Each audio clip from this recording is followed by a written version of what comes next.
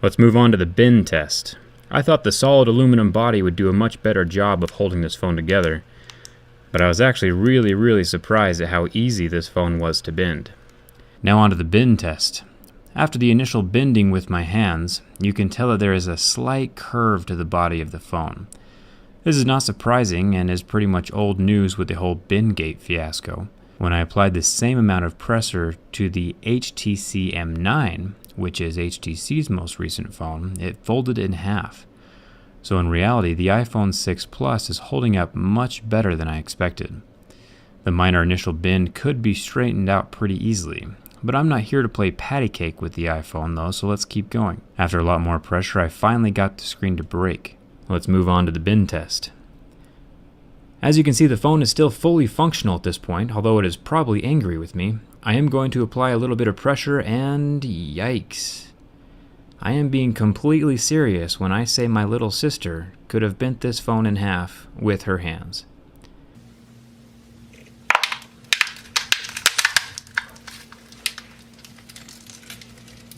Now onto the bend test. This phone broke faster than a soggy graham cracker. Let's move on to the bend test. This robin did not make it very far from the nest. Now we're on to the bend test. I've tested over 27 phones now, and only 4 have failed catastrophically. This Yumi Super does flex a little when I try to bend the phone from the back, but it does not break, so it does not fail the bend test. But when I rotate the phone to see the front, I notice that the softer glass has cracked from the scratch that I previously made on the screen. It is rather unfortunate that the glass cracked from the flex, but this particular failing point, the cracking, is also very easily prevented. Even the cheapest of screen protectors would have kept the screen free from scratches, thus protecting it from cracking during the bend test. Even when flexing the phone from the other direction, it will not bend or break. It is very sturdy. There is a small ripple in the metal near the SIM card tray that is easy to fix. The most unfortunate part of this test is the edge-to-edge crack. The digitizer is broken for everything below that line, so the top half of the phone will respond to touches, but the bottom half of the phone, the part below the crack, will not. So the phone is effectively inoperable at this point. Let's start the bend test. As we start the flex, it is immediately reminiscent of the Redmi 3 Pro. With the screen flexing out of the frame, you can see the plastic edge crack on the display. The major difference here is when the Note 3 screen actually comes up and out of the back panel. I was not expecting that to happen, as it seems like common sense to screw all the components together instead of free float them. It is built very similar to the HTC M9, which also failed the bend test. Now it's time for the bend test. I've tested about 50 different phones on my YouTube channel. I agree it's a slightly strange hobby. I've only had 5 of these 50 phones catastrophically fail. Most phones are pretty well built, budget phones included among the flagships. But this phone in particular doesn't quite make it. Now the bend test. Testing the overall build quality of a phone is essential to the people who want a phone that will survive everyday life. And unfortunately, this BlackBerry Key 1 is not a survivor. I was even holding the screen when it popped out of the frame. It surprised me to see the screen do that, since most other screens like Samsung have so much adhesive behind them it takes a high-powered heat gun or industrial hot plate to remove them. And this BlackBerry screen is held in by nothing. A quick bend from the other side, and at this point my screen stopped functioning entirely. Now the bend test. The U11 almost has the same basic build and design of the U Ultra, with one fatal difference. When applying pressure from the back, the flexible and squeezable metal frame allows the device to bend more than it should, and that becomes a real problem when it flexes from the front. And it's dead. Now for the bend test. Bend tests are important because they show how structurally sound a phone is, and gives us a general idea of how well it'll hold up over time, with accidental abuse. Remember, I've tested over 100 phones, and the vast majority of the phones I test survive. Even the previous motorized Vivo Nex. Commencing the bend on the Oppo Find X, I instantly knew something was wrong with this phone. It bent way too far, and never locked out or stopped bending like most phones do. Some parts of the phone can handle the flex, like the metal frame, but one thing that can't handle the flexing is the rigid and brittle AMOLED display panel. That display underneath the glass cracks, rendering the screen pretty useless since the colors now have a mind of their own. The back panel starts lifting off and both the front and rear glass shatter into oblivion. It's time for the bin test. Structural integrity is still important. And the iPad Pro just doesn't have any of that structural integrity stuff. A tablet the size of a piece of paper folds like a piece of paper. I do feel bad for Spider-Man though. I'll try to straighten him out. Perfect. The ultimate test of structural durability is the bin test. With the plastic frame on the Redmi Note 7, I have my doubts about its strength. The first bend shows some massive flex on both the frame and the screen, but no shattering, cracking, or breaking.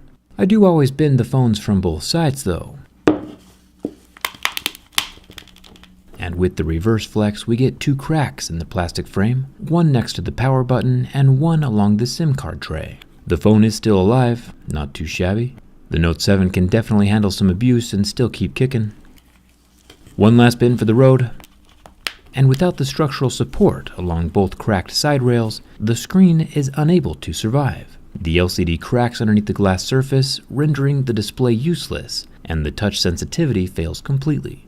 It's not a good day for the Redmi Note 7. This is not the first Xiaomi phone to fail my durability test. This Note 7 will join the Note 3 and the Mi 5 on my shelf of shame.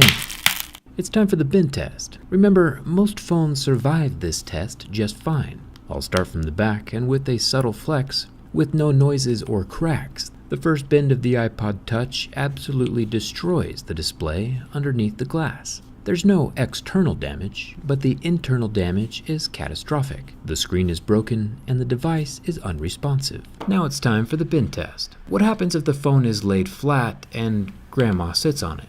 Well, to be honest, it actually flexes quite a bit in the wrong direction, with no damage, going from the flat 180 degrees all the way to a 270 degree, 3/4 circle before the hinge finally snapped in half, breaking at 2 points. But the phone itself is still turned on and functional, even after bending in the complete opposite and wrong direction. One wrong fold at an angle pinched the screen in a way that finally cracked it right down the center. I think it's time. Let's say you leave your phone on the couch, face down, and Great Aunt Susie comes over to ask why you didn't bring a special someone with you to the family reunion. She sits down and now your screen is unresponsive and has a cool new 4-point design in the center. Not from the rock that got caught earlier, but from some physical component inside of the hinge that's under the display poking through the back of the screen. Each of the 4 corners of whatever that rectangle object is under there just got smushed into the soft backside of the screen. After turning the screen off and then back on again, the phone does return to functionality, but the 4 pixels do not recover. The phone is still functional, even after the screen is punctured from the back. The hinge is, bent backwards and it's a little more floppy than usual. Something's broken inside, aren't we all? But it's still rather incredible the phone is still able to function like normal. That deserves a thumbs up. Touching down at the bottom edge of the display, however, immediately kills the entire row of pixels running up the screen. I'll test my theory again by touching over here on the right side. Yep, definitely a bad idea. If the fold gets too tight and the screen actually gets creased, the whole thing dies completely. And it's over. We now know the limit of the new Motorola Razr. Now remember, smartphone durability isn't everything. It's just one of the many aspects to consider when buying a phone.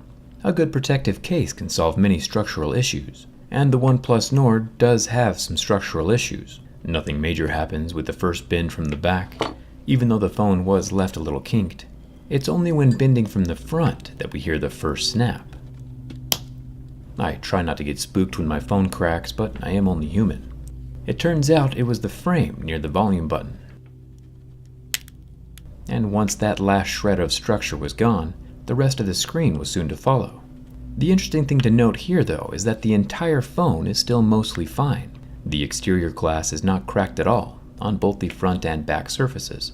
It's just the interior display underneath the glass that's broken, cracked like a potato chip or a robin's egg. Even our swooping eagle probably can't protect the iPad from its own little microphone hole. It really is in the worst spot. The design flaw is still a design flaw. Who would have thought? With just one bend, the iPad Pro 2nd generation also snaps in half, just like the first one. Probably because Apple changed nothing. To be fair though, the iPad Pro does cost less than an iPhone, with 4 times the real estate. So durability just probably isn't one of Apple's main focuses with this thing. At least now we know it is fragile though, and we can take the necessary steps to protect it. You're probably asking, hey Jerry, did you make this entire video just so the eagle would flap its wings? Maybe. Things might get a bit dangerous. For both the phone and your bum. As we can see, the phone screen is indeed made of glass, with cracks running along the entire surface, and now only the bottom strip of the screen below that crack is still working. The iPhone 2 does not survive the bend test. A gaming phone should be even more durable than a regular phone. And keep in mind during this bend test that I'm not even using all of my fingers right now. Unfortunately, with the very first bend, we see some pretty major cracking along the antenna line near the bottom half of the phone, and that small crack, for some reason, has catastrophically affected the internal vibrator, which now sounds more like a hissing cat than anything else. With another bend from the front, we lose the entire screen. At that same weak point, that antenna line. The Victus glass on the front is still intact, it's just the display under the glass that has given up the ghost. 1 billion colors are gone in an instant. This, of course, is not an ideal situation. A phone without a screen is like a car without tires. Finally, we'll flip the phone around to the back and try one more time. And right there next to the center USB-C and accessory port, we find another weak point in the frame. And just like Apple's iPad, it's game over for the ROG Phone 5. May he rest in peace, says. There are some weird shapes and structural designs going on, and, well, turns out there is a weaker gaming phone than the ROG Phone 5. The Legion Phone Dual 2, with its 2 speakers, 2 fans, and 2 batteries, is now most definitely in 2 pieces. The display is shattered and destroyed underneath that Gorilla Glass 5, which surprisingly is still intact. It turns out it's a clean snap right along that antenna line, which match up on either side of the glass hump. Unfortunately though, these same antenna lines are also symmetrically mirrored at the other end of the camera mountain, which means the Legion Phone 2 is now the Legion Phone 3, as in it's in 3 pieces. I think it's time we find out how structurally sound a carbon fiber smartphone really is, since smartphones are some of the most accidentally abused pieces of technology on the planet. Sliding a carbon one into your back pocket and sitting down, with the screen curving along with your curves, would leave the phone mostly fine. No cracks or permanent damage, just some pretty major flecks. It's the bending from the other direction that we'll need to watch out for. Carbon fiber is not so strong around its third axis, perpendicular to those fibers. This phone is officially totaled and does not survive my durability test. It's time to assess the structural integrity of the phone as a whole, as I always do with the bend test. If you ever hear noises during this portion of the video, it's usually a bad thing. And none of those were good noises. The volcanic black frosted back has been thoroughly cracked. The phone is still alive though, which is good. Let's bend the OnePlus 10 Pro from the other direction. And now, except for the flashlight, the OnePlus 10 Pro is definitely not alive anymore. To the bend test. OnePlus has done a redesign, shifting from aluminum to plastic. And at first, it looks like all those changes might have paid off. No structural damage or cracked glass. So far, it's lasted longer than the 10 Pro, at least until we flip it over. Same spot, right at the camera lens, which is rather unfortunate. I was rooting for this one, and we might as well keep going. Once again, the 10T fractures along the same line as the 10 Pro, right along the top of the battery. Notice though the screen pulling its own weight with an almost 90-degree bend, and still in one piece. Wait, I guess going a full 90 is a bad idea. Historically, most phones do survive my durability tests, but at first glance, since ROG hasn't changed anything structurally from last year's catastrophe, I don't have high hopes for this year. I guess if nothing changes, then nothing changes. We can go straight to the bin test. You might be thinking that iPads are weak and of course they'll break, but in fact the most recent iPad Pro survived, along with the older iPad mini. It too survived the bin test. This iPad 10th generation, however, should not be put in a back pocket. With a tablet this thin, the bin test should also be interesting. With the price of an iPad, let's hope this Kindle Scribe is durable.